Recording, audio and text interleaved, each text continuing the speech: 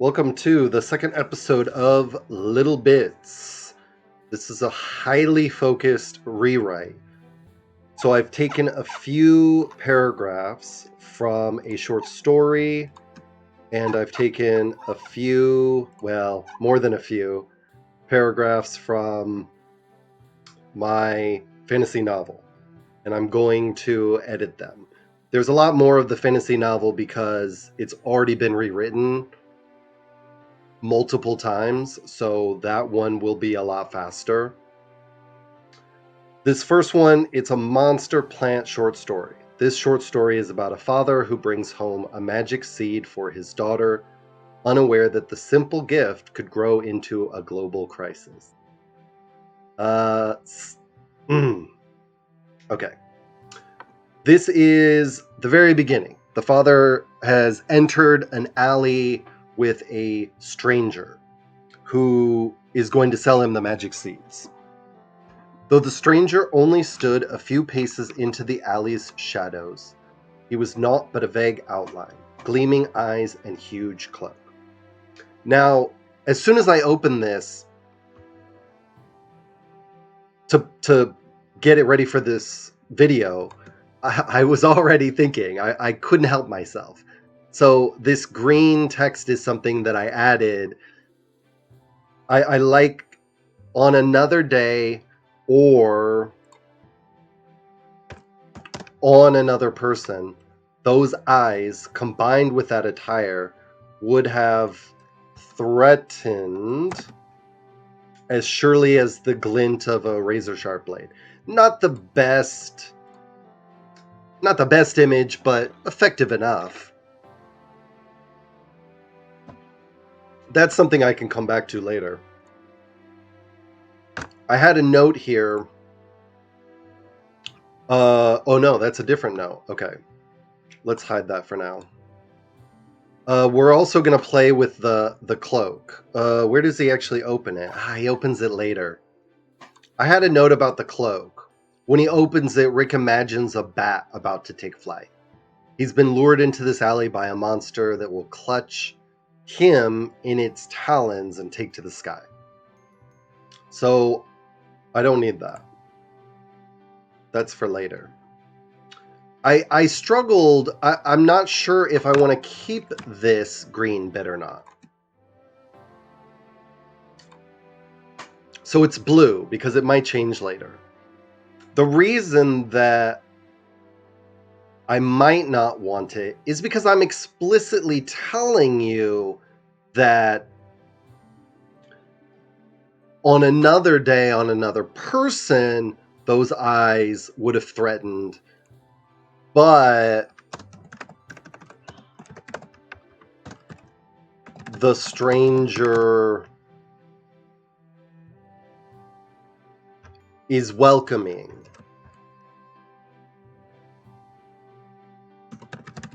Seemed hungry for something other than violence. Because he's a merchant. So the problem with it is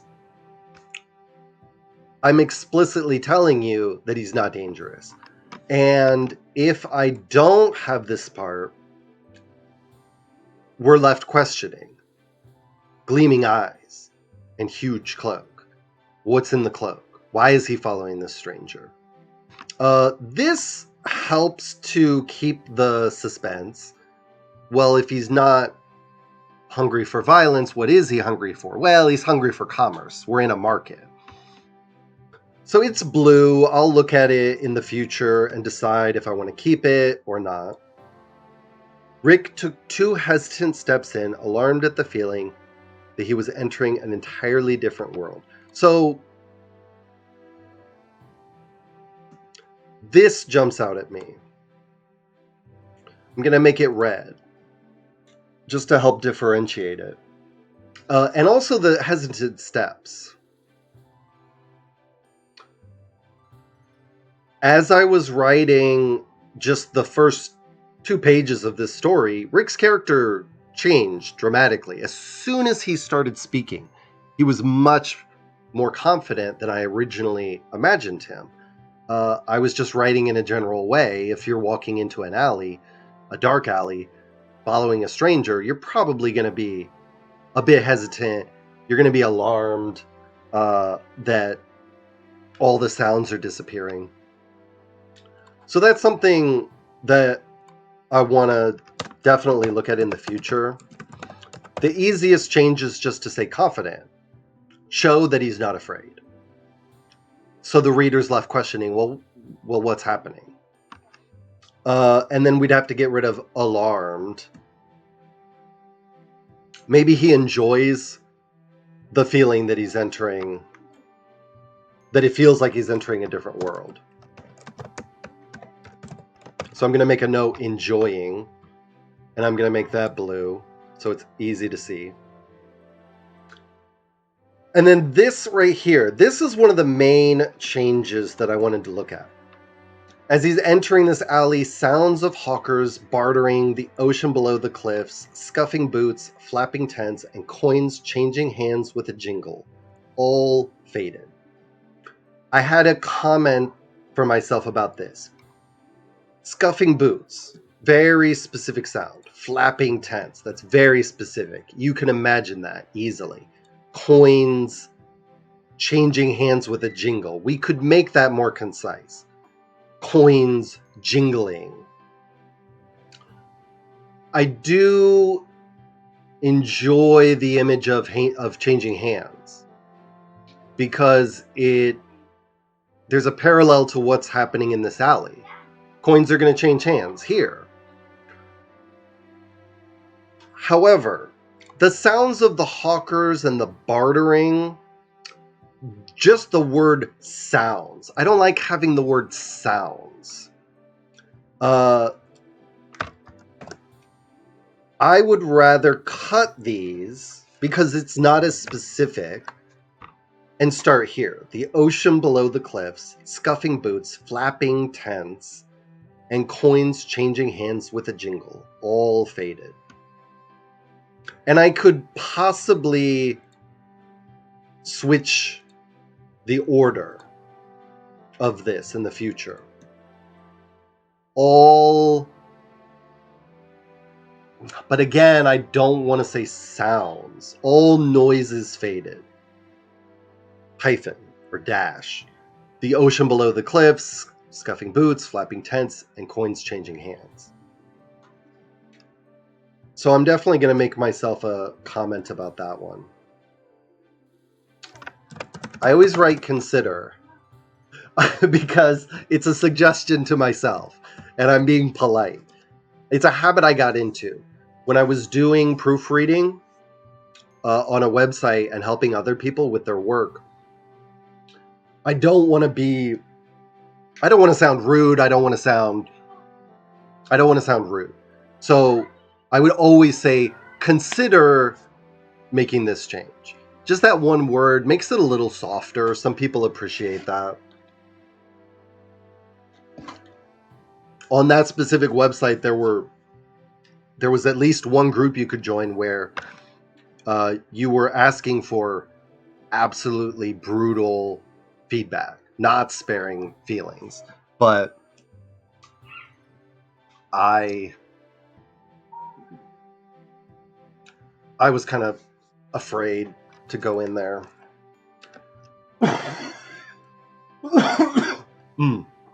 Excuse me. So consider changing the order. I don't want to forget that. Let's get rid of the comments. The stranger might have done a trick with the art. I can delete this. I know what I'm talking about at this point. It didn't make him dangerous. At least, that's what Rick told himself. So this also doesn't fit with how his character has changed. Rick is much more confident. He sees through the showmanship of this stranger. He's not impressed from the very beginning. So that's going to need to be changed in some way. It didn't make him dangerous. At least, I could make a simple change. I could say at least not yet. Or I might say at least not in Rick's estimation. So then it's that Rick himself has this confidence. He believes that he can overcome this character if a fight ensues. So a couple of different options there. Let's make these all the same color, but not green. I'm kind of tired of green. Let's do purple. That's good. The alley didn't smell like Rick would have expected. I'm going to change that to as Rick would have expected. There were no signs of trash, food scraps, blood, or worse. There were no signs of trash.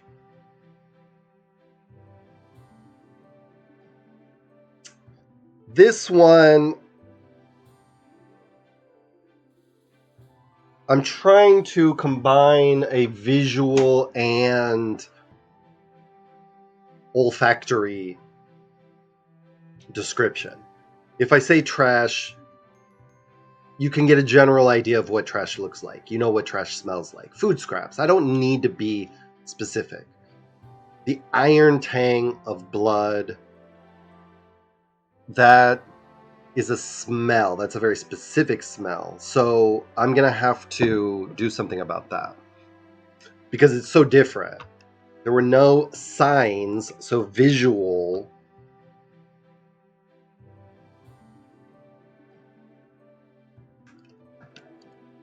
I could say there were no signs or odors of trash, food scraps, the iron tang of blood, or worse. But then I have or, and it feels doesn't feel right to me.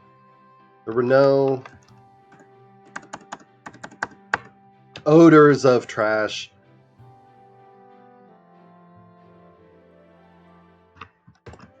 no signs of... It should be simpler than this, but there were no...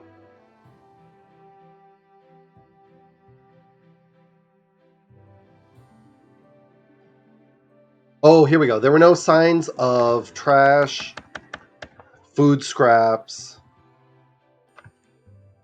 or their accompanying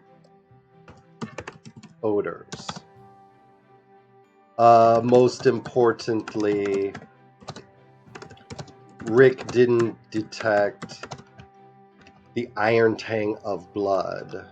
And then I'll get rid of the or worse. I already have so many things that are kind of da-da-da, so I don't need that one. Most of what Rick didn't detect... That's better. That's better. That's a better change. Especially this. I'm very happy with that. No signs of things or their accompanying odors. I'll probably change it. Trash or food scraps and their accompanying odors. Most importantly, Rick didn't detect the iron tang of blood. And then I have most importantly right here after. All right.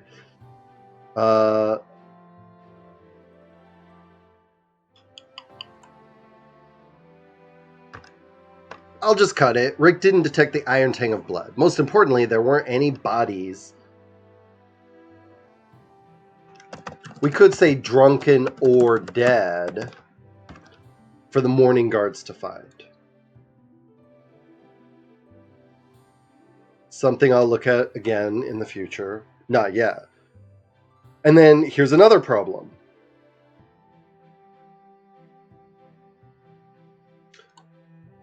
Again, he's scared. Considered beating a hasty retreat lest he become just such a body. So he wouldn't. He's not going to do that. He has changed. Rick considered beating a hasty retreat lest he become just such a body.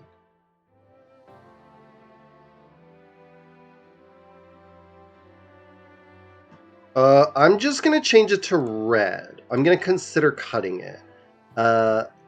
Beating a hasty retreat, lest he become just such a body. I do like the way those words come together, the flow of it. But it could also be good just to end with not yet. That's definitely something I'm going to have to keep an eye on. I'm going to make a note for myself. Keep an eye on done moments. I don't know how to spell that.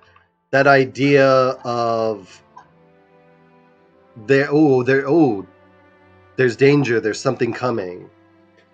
This paragraph ends with a dun dun dun moment. This one kind of seems to end with that moment. This one's ending with that moment. It's a lot. I really need to keep an eye on that. Okay, but then if I change that, then this is going to have to change. Rick considered beating hasty retreat, lest he become just such a body before he could. 2 candles burst of light.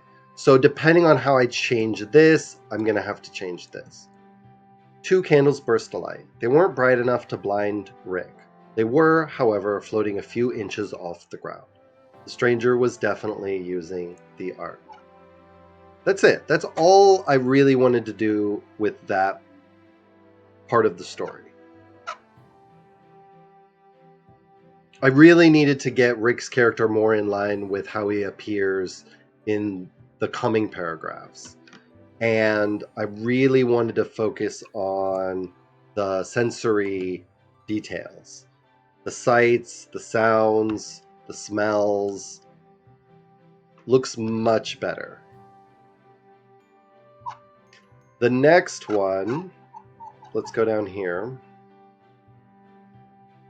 This is the fantasy novel excerpt. So this is from the first couple of pages of the novel.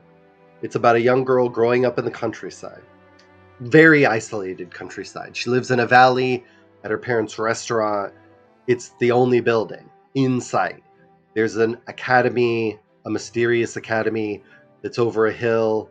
Our main character, Inu, she's never been there. She's never been anywhere but this restaurant and this valley. It's all she knows. Surrounded by mountains.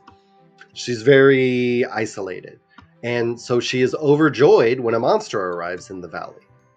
Befriending the monster proves difficult because she can't even catch a glimpse of it. So she can't even see it, but she knows it's there. She just knows. She just has this feeling. And spoiler alert, there is a monster.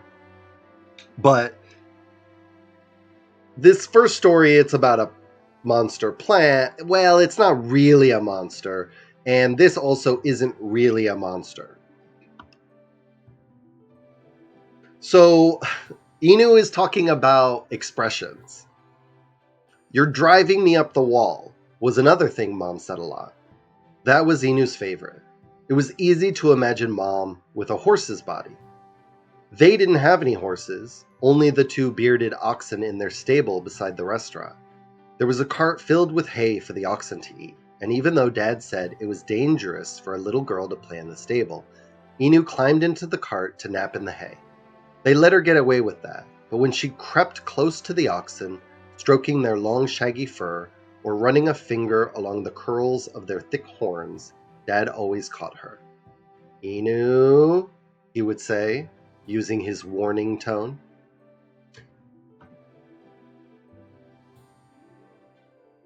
I don't have any problems with that. I like the way it sounds. Inu tried to imagine Mom with the body of an oxen, but that was too silly.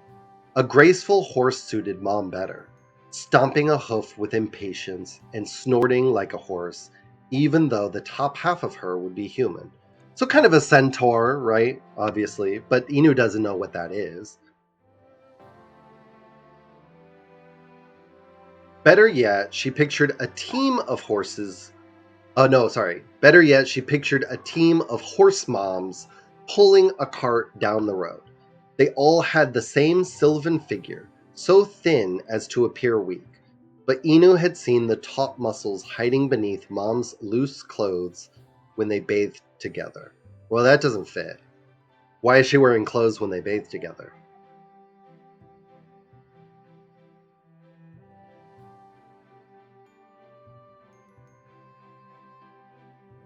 Okay, so Inu had seen the taut muscles hiding beneath Mom's. Okay, but when they bathed together, Inu saw the taut muscles usually hiding beneath Mom's loose clothes. Simple change. That should read better now.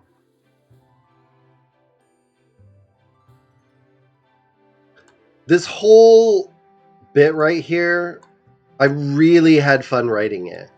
I was reading Stephen King's fairy tale novel, and he has such a gift for novel-specific vocabulary. And in fairy tale, there is vocabulary that's just so specific to the main character. So I really embraced that, and I really let that book influence the writing of this one, trying to be imaginative and to give Inu her own private vocabulary that she used. That's a big part of what I'm doing with this book, and just having fun. The image of her mom as a horse, you're driving me up the wall. She imagines her pale skin contrasted with Inu's olive, and more so with Dad's rich brown. So I'm also trying to give some of the character description in kind of an organic way. Her pale skin contrasted with Inu's olive, and more so with Dad's rich brown. This, I'm not sure if I'm happy with this, though. They all had the same silver, so thin, but when they bathed together, Inu saw them, usually hiding beneath Mom's loose clothes. Her pale skin contrasted with Inu's olive, and more so with Dad's rich brown. With a whip cracking above their heads, Inu drove the team of moms toward the restaurant's cherry brick walls. Instead of clapping like thunder, the whip asked questions, the sort that created stress, which seemed to be any kind of question, and the team of moms clomped up the wall and over the roof. All the questions were important to Inu. Why do we have fingernails? If my hair grows long enough, can I wear it like a dress?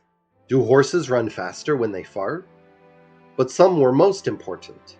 Why are they called monsters? Where did they go? What do they eat? I can't avoid contrast. I love contrast. I love juxtaposition. So very silly questions. You get caught off guard. Why do we have fingernails? Okay, yeah, why? Why do we? And then we get extremely silly. If my hair grows long enough, can I wear it like a dress? Do horses run faster when they fart? Then we have the real contrast. Really important questions. And it brings us back to the monster, because we haven't heard of the monster for probably 2 pages at this point. Inu goes off on tangents. Okay. Am I happy with this? She pictured a team of horse moms pulling a cart. They all had the same sylvan figure, so thinnest, but when they bathed together, Inu saw the top muscles usually hiding beneath Mom's loose clothes. I mean, that's important. It's a mouthful, but it's important. Her pale skin contrasted with Inu's olive, and more so with Dad's rich brown. I feel like this could be changed. I'm going to keep it blue, and I'm going to give myself a comment. Try to move elsewhere, especially the muscles to the bathing scene, because there's a bathing scene. Possibly also the skin tones. It would fit much better when they're bathing. They're exposed to each other, except that Mom is still hiding a little bit of a secret. With the whip cracking, yeah, this though I'm pretty happy with. I guess we're gonna hear my children in the background making a bunch of noise. I'm not gonna yell at them. I'm happy with the questions. I think the questions are good. The only other thing I was worried about as I was reading this is we have that the whip asked questions, but then we don't actually get the questions down here. I am a little worried about that. Instead of the whip asked questions, the sort that created stress, which seemed to be any kind of question, and the team of moms clomped up the... I think it's better to stay focused on this image of moms as horses, and they're climbing a wall. And then, yeah, we can have the questions down here. She really needed to know the answer to that last one. What do they eat? If she knew Monster's favorite foods, and if she could get some, then she would share it with the monster in the valley. When guests came to your home, you were supposed to offer them food, followed by introductions. Then you were friends. It's so simple to Inu. She knows these rules. These are rules from especially ancient Greece. The whole reason for the Trojan War, yeah, they stole Helen, but it was also about the fact that the Trojans were guests and they betrayed that host-guest relationship. I am going to have to say something. Hold on. Hey guys, I'm recording a video. Can you be a little bit quieter? I'm sorry. I'll have to cut that out of the video. That'll be fun. I really didn't want to have to cut anything. Inu really wanted the monster to be her friend. Yeah. We know that. They'll eat everything in your garden, Mom said, tying her long hair back before she set to washing dirt-crusted potatoes. But only if you remember to pull all the weeds and water it every day. Again, there's this nice contrast here. She's saying something about them eating everything in your garden as if it's a warning. Oh, the monster is not your friend. It's going to eat the thing you care about the most. But she knows that Inu is interested in this monster. And so she's tricking Inu to take better care of the garden.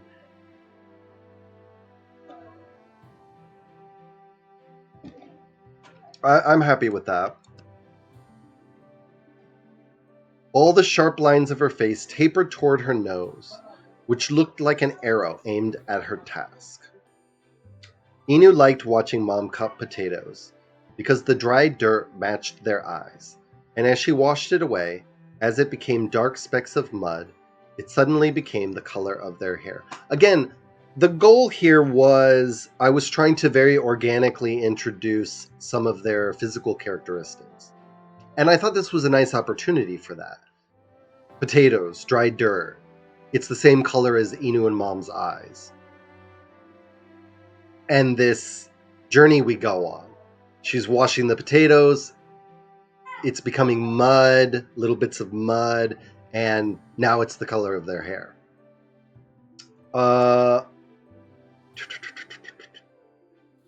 I really like the simile. An arrow aimed at her task. They're so loud. This is not going to be a very good video. Inu liked watching... It doesn't matter. Inu liked watching Mom cut potatoes because the dry dirt washed it as it became dark. It suddenly became the color of their hair. Yeah. The only thing I'm worried about is there. But I think readers are smart enough. I trust them to understand that I'm talking about Inu and Mom's eyes being the same color and their hair being the same color. Some of them eat children, Dad said. Exclusively. This is one line I keep coming back to. I just haven't decided what I want to do with this. one of the big aspects of Dad's character is that he does not lie, but he twists the truth. So whatever he says there, it has to be true, and I haven't decided if any of the various monsters in this world do eat children exclusively. They could. I mean, they could. I know the monsters that might do that. I'll just keep it not red. I'll keep it blue for now. He never lied, according to Mom, and she had to agree it didn't fit his personality. From his black hair, again, trying to give physical descriptions, from his black hair parted on the far right and combed into rows as neat as those of her garden, to his emotionless face as hard and unyielding as rock. This is something I just always do. I'm always comparing male characters' faces to rock. It's just such an easy comparison. I just slip right into it. 100% that needs to be changed. This is another one. I often compare things to gardens. I think I have 3 separate novels where I use a simile about some part of a character's face being like a garden. I don't mind keeping it in there, though, because in a way it could be kind of a little Easter egg. Just a little, hey, did you notice that I did that? But at the same time, readers might think, oh, you're using the same thing. So this I'm not seeing any problems with. This simile, though, yes. And the way he moved deliberately, not wasting any effort. Dad was nothing if not serious. But then I have nothing and nothing. Because I'm playing with the language. Dad was nothing if not serious. Nothing was more serious. Feels like an and should go there. And nothing was more serious than the heavy revolver holstered on his hip. I want the repetition. That's something that I have Inu doing. Repeating things.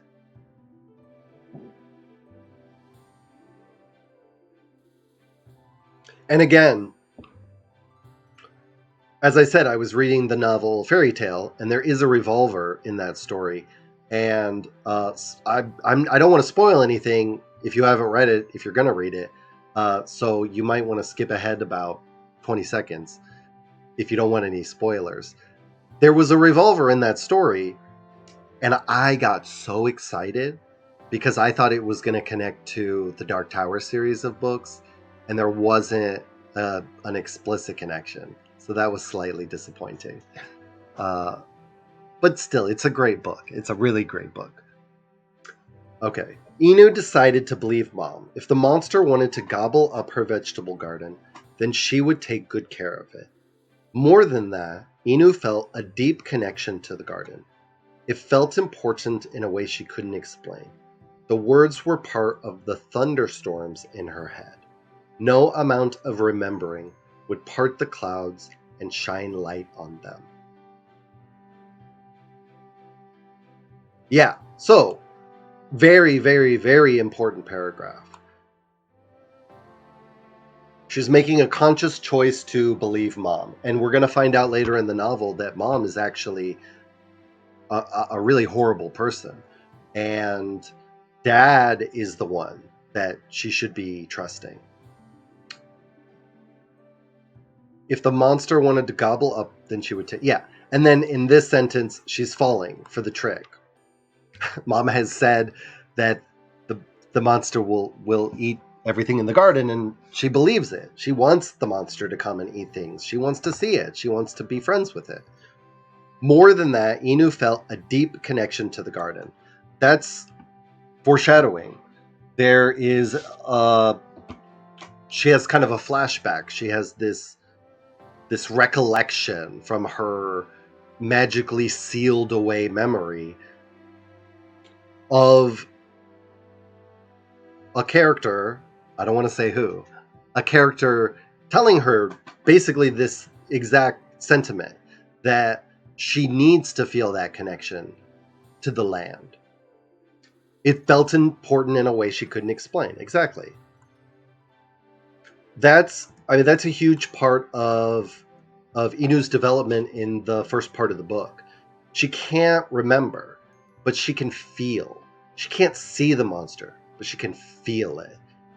She's a child. She runs on instinct. She doesn't run on logic. She doesn't follow her brain. She follows her heart. So she trusts her heart. She doesn't trust her own mind. The words were part of the thunderstorms in her head. She has these headaches if she tries to remember. No amount of remembering would part the clouds and shine light on them. Yeah, no amount of remembering. That I'm toying with the language, just trying to have fun with it. She uses the words in the wrong tense because she's a child.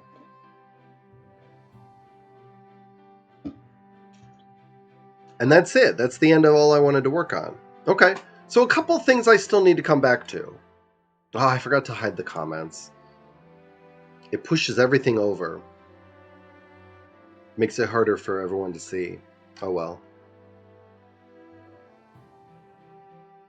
Yeah, I got one thing to move, and I need to consider that one and see if I can come up with a better simile. Faces are tricky. Whenever I read a book or listen to an audiobook, if the author starts describing a character's face, I really pay attention to that. Some authors are just amazing at that. And recently I was reading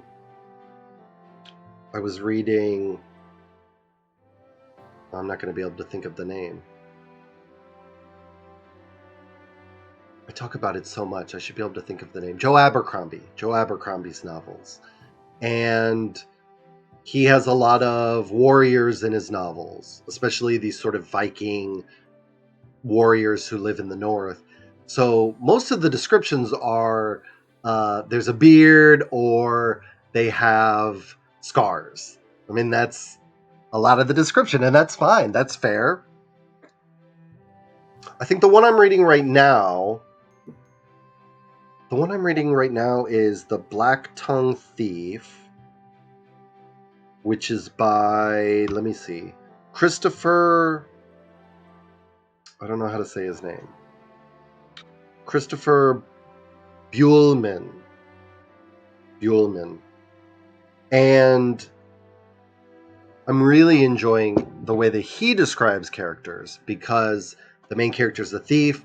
He has to size someone up immediately. So he'll just pick on one thing about them that really stands out. And it's kind of fun. So I need to change that. I'll probably change it later. I'm trying to decide if I want to do it right now. It's hard to... I think what I'll do is I'll do it later. I'll do a different kind of stream where maybe it's Little Bits, but it's even more focused. It's Little Bits simile edition, and I'll have a couple of similes that I'm struggling with, and I'll show ways that I tackle things like that. I mean, I really struggle over those. I want them to be good. I know exactly what I'll do. I'll go through the 10,000 Doors of January, and maybe the Once and Future Witches. Is that what it is? 2 books by an author I really like, whose name I'm not going to be able to think of. Alix Harrow? Alix E. Harrow? I believe that's who it is. Those two books have some of the best similes I've ever read, some of the best figurative language I've ever read. So I could put a couple of examples and then I could list, I could draw inspiration from that and then make changes. Something to think about. I'm just thinking out loud at this point. Okay. That's good. That's good. That's a good place to stop. I hope you enjoyed that video. Look in the description down below. There's a lot more that you can find. My blog, my self-published novel. I have a stream on Twitch, and there are a lot of other YouTube videos. From the Height of a Mind, I'm Mike.